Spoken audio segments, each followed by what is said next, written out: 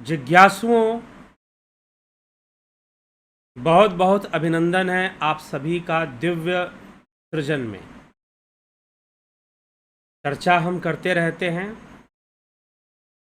आध्यात्मिक चर्चा होती है लाइव चर्चा में, और आज फिर हम लाइव चर्चा में यहाँ पर आ गए हैं। यद्यपि कुछ समय तक एक इंटरेक्शन नहीं हो पाएगा, क्योंकि प्रीमियर वीडियो में चैट नहीं हो पाता, चैट विंडोज में नहीं काम कर सकता, लेकिन जल्द ही लाइव चर्चा जैसे पहले चलती थी वैसे ही शुरू होगी। लेकिन फिर भी बहुत अधिक व्यस्तता और कुछ कार्यों के कारण ऐसा निर्णय लिया जा रहा है, और कुछ समय तक ऐसे ही अभी चलता रहेगा। तो आज का जो गंभीर विषय है वह यह है कि स्वतंत्रता क्या है।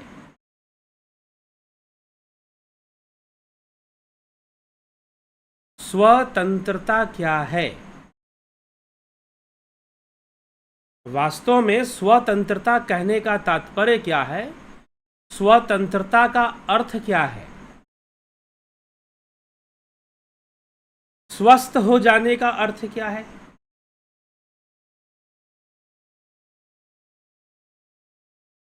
तो आज का जो हमारा विषय है वह है वास्तविक स्वतंत्रता क्या है।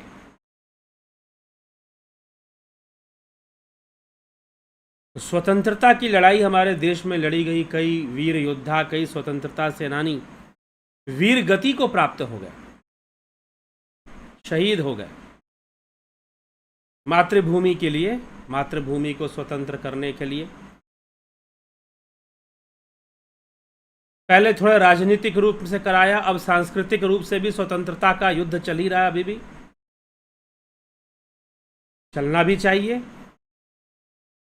लेकिन फिर भी क्या स्वतंत्रता आ जाती है जब हम बात योग की करते हैं और जब हम बात आणव उपाय की करते हैं, क्योंकि आणव उपाय में वास्तव में अणु की बात की जाती है। अणु यहां पर जीव है, अणु यहां पर जीव है, और ब्रह्म मूल तत्व है, शिव ही मूल तत्व है, और जीव उस शिव का अणु है। जैसे कि कोई एलिमेंट होता है, केमिस्ट्री फिजिक्स में आप पढ़ते हैं, कोई एलिमेंट है, गोल्ड है, तो उसका एक अणु होगा, उसका एक एटम होगा, उस एटम की कुछ विशेषताएं होंगी, उसका कुछ इलेक्ट्रॉन्स, प्रोटॉन्स की जो इक्वेशन है और जो अरेंजमेंट है वो एक विशेष होगी। अगर गोल्ड एक एलिमेंट है, सिल्वर एक एलिमेंट है, जिंक एक एलिमेंट है, एल्युमिनियम एक एलिमेंट है, तो इन सभी एलिमेंट्स का जो एटॉमिक स्ट्रक्चर होता है वो फिक्स होता है, और उन्हीं एटम से उनका निर्माण होता है। तो यहां पर जीव को अणु के रूप में माना गया है कि वो ब्रह्म का अणु है, ब्रह्म तत्व है, सर्वव्यापी। लेकिन जीवत्व एक बंधन है, अणु बने रहने में एक बंधन है, एक परतंत्रता है, स्वतंत्रता नहीं है। इंद्रियों का बंधन है, विकारों का बंधन है, अंतःकरण का बंधन है, तन्मात्राओं का बंधन है, पंचभूतों का बंधन है। तो जीव बंधा होने के कारण ही पशु कहलाता है, बंधा होने के कारण ही पशु कहलाता है। अब यहां पशु का अर्थ इस पशु में मनुष्य भी आएगा, क्योंकि मनुष्य भी तो बंधन में है। जो पाश के बंधन में है वो पशु है। तो परवश जीव, परवश जीव, जीव परवश है, इंद्रियों के वशीभूत, और सोचता है कि शायद इस सेंस ऑर्गन से, ये जो सेंसरी वर्ल्ड है और जो सेंस ऑर्गन से जो भी हम परसीव करते हैं, शायद वही रियल वर्ल्ड है, वही सत्य है। जी हाँ, सेंसरी वर्ल्ड के लिए वही रियल होगा ही, ठीक है, वही रियल होगा उसके लिए। लेकिन ये इंद्रियां एक बंधन है जो हमें मिथ्या दर्शन कराती हैं और बहुत कुछ मिथ्या ही बताती हैं। उससे परे, इंद्रिय बंधन से परे जो सत्व सिद्धि की अवस्था है, जिसकी चर्चा हमने पीछे की है, सत्व सिद्धि और ऋतंभरा प्रज्ञा, पिछले सेशन में, पिछले लाइव चर्चा में इसी विषय पर तो चर्चा हुई थी, सत्व सिद्धि और ऋतंभरा प्रज्ञा। जी हाँ,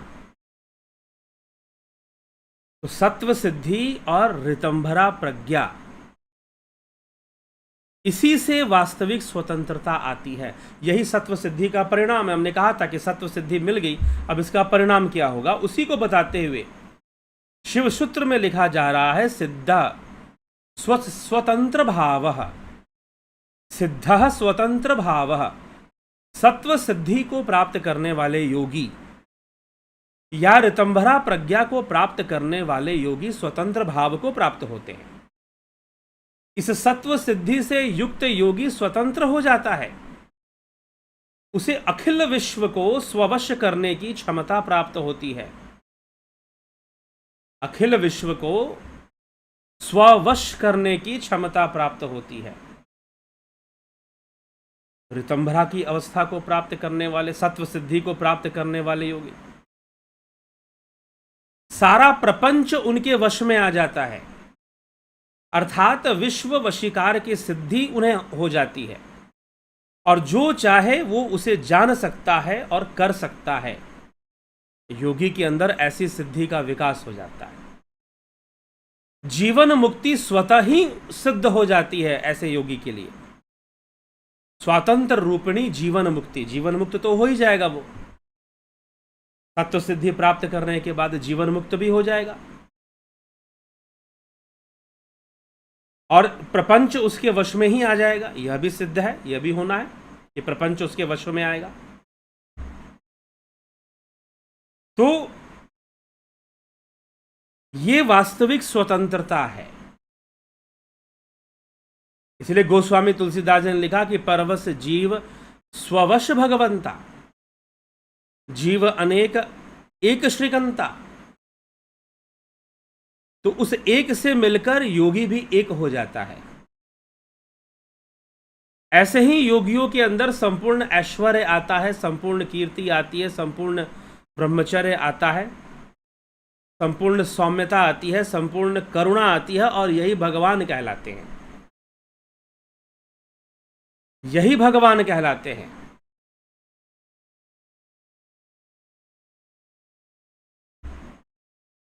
तो ये विषय हमें इसमें समझाने का प्रयास कि स्वतंत्र सिद्धि, योगियों को स्वतंत्र सिद्धि की प्राप्ति हो जाती है।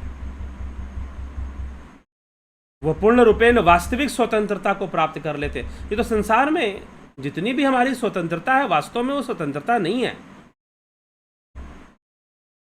जीव के अनेकों बंधन और अनेकों विवशताएं हैं। जीव के अनेकों बंधन और अनेकों विवशताएं हैं, अनेकों बाउंडेशंस है, अनेकों लिमिटेशंस हैं। इंद्रियों के कारण लिमिटेशंस है, बुद्धि के कारण लिमिटेशंस है, फिजिकल बॉडी के कारण लिमिटेशंस है। सीमित दायरे में आदमी कर्म कर सकता है, सीमित दायरे में रह सकता है, लेकिन जो सत्व सिद्धि को प्राप्त कर लेते हैं योगी, वो ऐसी सिद्धि को प्राप्त कर लेते हैं कि वो स्वतंत्र हो जाते हैं, वो जीवन मुक्त हो जाते हैं। देखिए, अभी भी यहां पर कैवल्य की बात नहीं, जीवन मुक्त की बात की जा रही है, पूर्णतः लय की बात नहीं। कैवल्य वो अवस्था जहां पूर्ण लय है। तो जीवन मुक्ति की बात यहां पर हो रही है। यहां जो स्वतंत्रता, मतलब कि स्वतंत्र हो गया वो और उसे संसार का सारा रहस्य समझ में आ गया। अब आप ये भी सोचो कि भाई ऐसा, अगर किसी को ऐसी सिद्धि आ जाए तो उसको जो चाहे वो करे ना, जैसा मन करे फिर वैसा करे। जी नहीं, उसका क्या मन, उसका ना मन रहता और संसार, और जब संसार का सारा रहस्य, सारा जो संसार का रहस्य अगर सामने आ जाएगा, क्योंकि संसार कैसा है, संसार ऐसा है जैसे कि एक ग्लास के अंदर एक शरबत हो, लेकिन नीचे हलाहल भरा हो और ऊपर से मीठा शरबत हो। संसार तो ऐसे है। प्रत्येक वस्तु अपने नकारात्मक पक्ष को रखती है, भले वो प्रकट सामने ना हो, बाद में प्रकट हो। आप बड़े से बड़े राजनेता बन जाओ, बड़े से बड़े आदमी बन जाओ, धनवान बन जाओ। अगर धनवान भी बन गए तो बहुत धन होना अच्छी बात है, लेकिन बहुत धन होने के बहुत सारे नकारात्मक पक्ष भी होते हैं। बहुत धन होने के बहुत सारे नकारात्मक पक्ष भी होते हैं।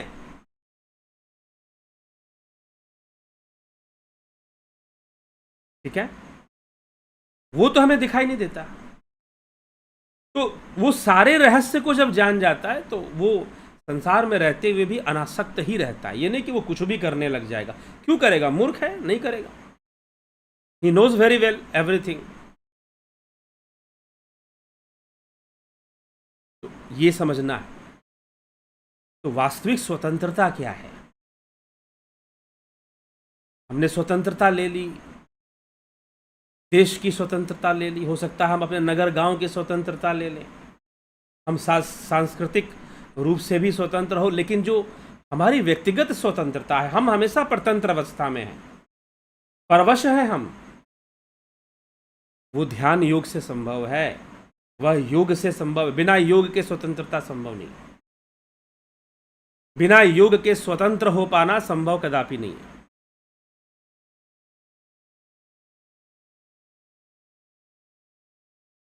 तो स्वतंत्रता की सिद्धि इसी को बोलेंगे हम। वास्तविक स्वतंत्रता की सिद्धि है ये, स्वसिद्धि है ये, सत्व सिद्धि है ये, यही ऋतंबरा है। इसमें ज्ञान होता है इंद्रियों के परे, इसलिए इसको ऋतंबरा कहा जा रहा है। तो यह विषय हमें समझना चाहिए, वास्तविक स्वतंत्रता, और हमें भी ध्यान योग से वास्तविक स्वतंत्रता की ओर आगे बढ़ना चाहिए। जो लोग भी ध्यान योग का कोर्स करना चाहते हैं वो सभी लोग 14 जुलाई, गुरु पूर्णिमा 13 जुलाई को है और 14 जुलाई से शुरू होगा। आप ज्वाइन करना चाहते हैं जरूर ज्वाइन कीजिए और उसका पूरा लाभ उठाइए ध्यान योग का। निश्चय ही अगर आप ईमानदारी से ध्यान योग का अभ्यास करते हैं तो कुछ ना कुछ तो स्वतंत्रता का, शांति का, परमानंद का अनुभूति उतरेगा जरूर, उसकी बूंदें उतरेंगी जरूर, अगर सही से ईमानदारी से आदमी करता है तो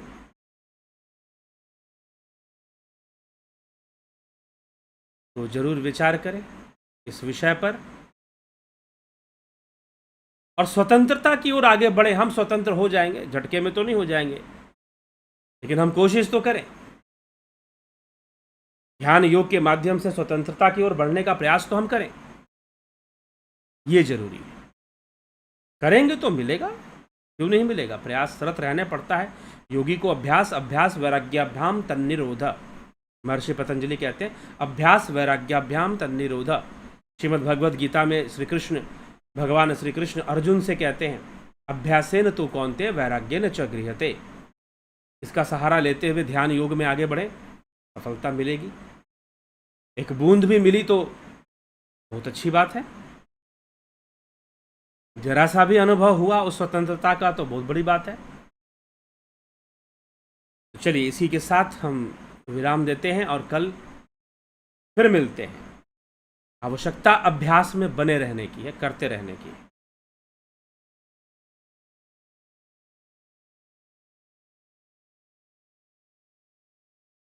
इसी के साथ आज के कार्यक्रम को विराम देते, कल फिर मिलते हैं लाइव चर्चा में अगले विषय, शिव सूत्र के ही अगले विषय के साथ। बहुत बहुत आभार आप सभी का।